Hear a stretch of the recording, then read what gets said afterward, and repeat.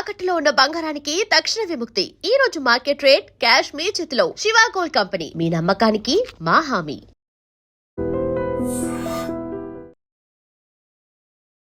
నమస్కారం, మీరు చూస్తుంది ఐ డ్రీమ్. నేను మీ కీర్తి. మనందరికీ ఎంతో సుపరిచితులైన ఆచార్య కాకనూరి సూర్యనారాయణమూర్తి గారు ఈ రోజు మనతో పాటు ఉన్నారు. నమస్తే గురుగారు. నమస్కారం అమ్మాయి. ముఖ్యంగా వరలక్ష్మి వ్రతం చేస్తాం గురుగారు. వరలక్ష్మి వ్రతానికి సంబంధించిన అనేక ధర్మ సందేహాలు నేను అడిగే ప్రయత్నం చేస్తాను. రెండో వారం చాలా మటుకు చేస్తారు. ఎందుకు రెండో వారమే చేయాలి? మిస్ అయిన వాళ్ళ పరిస్థితి ఏంటి? ఏ విధంగా చేసుకోవాలి? శ్రావణ మాసం అనగానే ప్రతి ఇల్లు శ్రావణ వరలక్ష్మితో అర్చించే విధానంతో అలంకరణలతో దదల్లిపోతూ ఉంటుంది. మాటలో చెప్పాలి అంటే ప్రతి ఇంట్లో కూడా లక్ష్మీ రావే మా ఇంటికి, క్షీరాబ్ధి పుత్రి వరలక్ష్మి అనే పాటలతో లక్ష్మీ రావే మా ఇంటి వెనుక సన్నాగా దంగిరేకులు మేలిమైన పారిజాతమ్ములు మాతా నీకు ప్రీతితోడ ప్రియముతో సమర్పించే మమ్మ లక్ష్మీ రావే మా ఇంటికి మంగళహారతి పాట.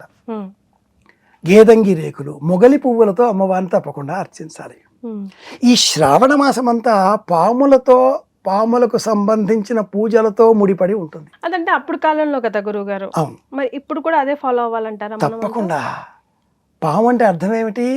మనలో ఉండేటటువంటి రిప్రొడక్టివ్ సిస్టమ్, వైక్రోమోజోమ్ని కూడా ఈ పాము ప్రతీకాత్మకంగా ప్రతిబింబిస్తుంది. మనకు లోకంలో సంతాన శక్తి ఎందుకు తగ్గిపోతుంది? నిజంగా వరలక్ష్మి వ్రతం చేసేవాళ్ళు లేరు, ఇక్కడ నటించేవాళ్ళు ఉన్నారు. వాడెవడో మేనేజ్మెంట్ వాడు వస్తాడు, అలంకారం చేస్తాడు. ఇప్పుడు ఏమంటారు, ఈవెంట్ మేనేజ్మెంట్లో వాళ్ళు ఉన్నారు కదా, మా ఇంట్లో వరలక్ష్మి వ్రతం అంటే దిగిపోతారు. డబ్బులు ఇచ్చేస్తే చాలు, అద్భుతమైన విగ్రహాన్ని చేసిస్తారు. ప్రసాదాలు కూడా రెడీమేడ్ తెచ్చి పెట్టేస్తారు. మీరు ఫోటో దిగితే చాలు, ఇలా స్టవ్ మీద పెట్టి కిందికి దించితే చాలు, మీరు చేసిన పుణ్యం మీకు వచ్చేసినంత మేము చేసి పెడతాంగా అనేవాళ్ళు వచ్చేసారు. సర్పానికి ఈ వ్రతానికి సంబంధం ఏమిటి? ఎందుకు చెప్పాను అంటే, ఎక్కడ గేదంగి పువ్వులు మొగలి రేకులు ఉంటాయో అక్కడ సర్పం ఉంటుంది. ఒకనాటి కాలంలో పెళ్ళయిన తర్వాత శోభనం గదిలోకి అమ్మాయిని పంపించే సమయంలో అమ్మాయికి పూల జడ వేసేవాళ్ళు. ఆ పూల జడ ఈ సంపంగి పువ్వులతో లేదా మొగలి రేకులతో వేసేవాళ్ళు. మొగలి రేకులు తప్పనిసరి. కవి సమ్రాట్ విశ్వనాథ గారి 1000 పడగలలో రాజ్యలక్ష్మమ్మ చివరి భాగంలో వస్తుంది. అరుంధతి, చిన్న అరుంధతికి అలంకారం చేయాలి. భర్త దగ్గరికి పోదా అమ్మాయి. భర్త అంటే కూడా ఒక విసుగు, చికాకు. ఆ రాజ్యలక్ష్మమ్మ ఏమి చమత్కారం చేస్తుందో తెలియదు కానీ ఆ పూల జడ వేసే సమయంలో మొగలి రేకులతో ఆ జడ అలంకరిస్తూ ఏం చెప్పిందో కానీ అది మొదలుగా చిన్న అరుంధతికి ధర్మారావు అంటే పంచప్రాణాలు. మొగలి రేకులు ఉన్న చోట సర్పాలు ఉంటాయి. ఈ వరలక్ష్మి వ్రతంలో అమ్మవారికి మొగలి రేకులు తప్పనిసరి. స్థూలంగా కథను వింటే అమ్మాయి పేరు చారుమతి. భవిష్యోత్తర పురాణంలో ఉన్న కథ ఇది. వ్రత విధానం కూడా ఉంది. పౌర్ణిమకు ముందుగా వచ్చేటటువంటి శుక్రవారం. పౌర్ణిమ శ్రవణ నక్షత్ర మండలంలో చంద్ర సంచారం ఉన్న రోజున ఉంటుంది. కాబట్టి ఈ మాసానికి శ్రావణము అని పేరు. శ్రవణ నక్షత్రం శ్రీమన్నారాయణమూర్తి వెంకటేశ్వర స్వామి వారిగా మనకు దర్శనమిచ్చినటువంటి నక్షత్రం. క్షీరసాగరతరంగితాత్మనే కులశేఖరాల వారు వర్ణిస్తారు. ఆ అనంతశాయి పడగల మీద ఉండేటటువంటి స్వామి నివాస క్షేత్రం శ్రవణ నక్షత్రం. కాబట్టి ఆ నక్షత్రం ముందుగా వచ్చే శుక్రవారం. శుక్రవారమే ఎందుకు? శుక్రుడు ఆధిపత్యం. కాబట్టి ఆ రోజు చేయాలి. మాకు కుదరదండి, ఇంట్లో ఉన్నాం, బయట ఉన్నాం, మాసిక నియమం, చుట్టాలు వచ్చారు, ఆఫీసులో ఇన్స్పెక్షను, ఏదో మీ ఒకటి అమ్మాయిలకి ఎవరో VVIP టైం ఇచ్చారు, షూటింగ్కి వెళ్ళాలి, తర్వాతి వారం చేయండి, మానుకోకండి. తర్వాతి వారం చేసుకునే వెసులుబాటు ఉంది కదా అని ఈ వారం ఏమాత్రం వీలు కుదిరినా నిర్లక్ష్యం చేయకండి. అరగంటలో అయిపోయే వ్రతం కదా. ఇది రెండవ విషయం. మూడవది, ఈ వరలక్ష్మి వ్రతం కథ మనకేం చెబుతుంది అంటే, ఒక నగరం, కుండినం, చారుమతి ఒక మహిళ, గృహిణి, భర్తను దేవుడి వలె పూజించేది. ఆ మాటకు అర్థం, ఈనాటి కాలంలో భర్తను లేకుండా చేసి గోడకి ఫోటో ఒకటి బిగదీసి పుష్పమాలిక వేసి అలంకరించి అలా దేవుడిలాగా చూడడం కాదు. నిజంగానే దండం పెట్టి ఆయన తిన్నాకే తాను తింటూ సకల సేవలు చేస్తూ అత్త మామల్ని గౌరవిస్తూ పూజిస్తూ పద్ధతి ప్రకారంగా ఉండేది అనుకుందాం. మరి ఒకనాటి కాలంలో ఒక 25 ఏళ్ల కింద ఉన్నట్లుగా అనుకుందాం. ఇప్పుడు ఉన్నారు, ఆ మాటకు వస్తే కోపాలు వచ్చేస్తాయి. ఎప్పుడూ ఉంటారు. మహిళలు ఎప్పుడూ మంచివాళ్లే. వాళ్లకు మూడ్ చెడగొట్టేది, కోపాలు తెప్పించేది మటుకు మగవాళ్లే. ఇందులో ఏ విధమైనటువంటి రెండవ వాదన కూడా లేదు. విషయంలోకి వస్తే కలలో చారుమతీదేవికి అమ్మవారు దర్శనమిచ్చి ఇలా వరలక్ష్మి వ్రతం చేస్తే మీకు సౌభాగ్యము, ధన దంపతులు అన్నీ లభిస్తాయి తల్లి అని చెప్పింది.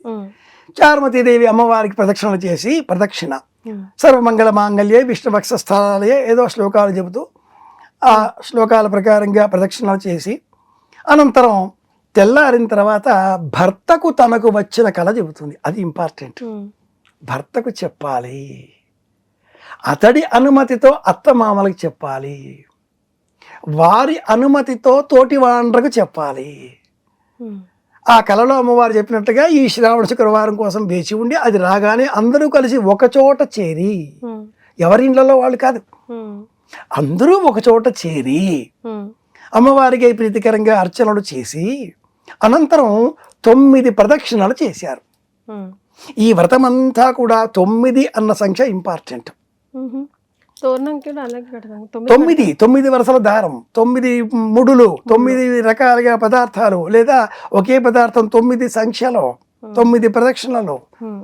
ఆ తోరానికి కూడా పూజ చేస్తూ రమాయే నమః ప్రథమ గ్రంథిం పూజయామి, విష్ణువక్షస్థలస్థితాయే నమః ద్వితీయ గ్రంథిం పూజయామి. 9 ముడులకు కూడా పూజ చేసి భర్త చేతికి ఇచ్చి భర్త చేతితో తమ ఎడమ చేతికి కట్టించుకునేవాళ్ళు. ఆచారం ప్రకారంగా వివాహిత అయినటువంటి మహిళ ఎడమ చేతికి భర్త చేత తోరం బంధింపజేసుకోవాలి. అన్న తమ్ముడు ఏదో ఆలయానికి వెళ్ళాం, ఏదో దారం తెచ్చాం, కుడి చేతికి వారి చేత రక్ష ధరింపజేసుకోవాలి. కుడి చేతికి రక్ష కడితే తండ్రి, ఎడమ చేతికి రక్ష కడితే భర్త. ఇలా ఈ వ్రతాన్ని గమనిస్తే ఒక్కొక్క ప్రదక్షిణ వాళ్ళు పూర్తి చేసేటప్పటికల్లా వారికి ధనకనక వస్తు వాహనాదులన్నీ కూడా వచ్చినట్లుగా ఈ వ్రతం మనకు తెలియజేస్తుంది. వ్రతంలో ఉండే అంశం సాయంత్రం చేయమని ఉంది, వీలు కాదు, ఉదయమే చేస్తాం.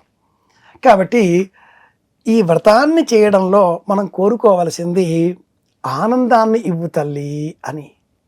అది ముఖ్యం. సకుటుంబంగా సపరివారంగా భర్త, తాను, పిల్లలు. చారుమతి వ్రతం చేసుకుంది, నాకేమి సంబంధం అంటూ భర్త బయట ఎక్కడో సోఫాలో కూర్చొని పత్రిక చదువుకుంటూ కూర్చుంటాడు, దినపత్రిక. వ్రతం అంతా చేసుకున్నాక తోరం తెచ్చిస్తే కడతారు, మీరు ఆడవాళ్ళు చేసుకునేది అంటాడు. కొంతవరకు అది నిజం కూడా. కథలో కూడా మహిళలే సమష్టిగా చేసుకున్నారు. ఇప్పుడు ఎక్కడ చిక్కొచ్చింది?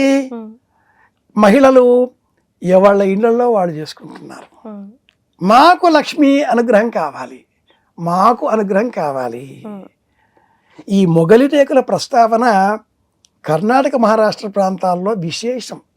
వాళ్ళు వెండి మొగలి రేకులు అమ్మవారికి ఇరువైపులా అలంకరిస్తారు. లభించవచ్చు, లభించకపోవచ్చు.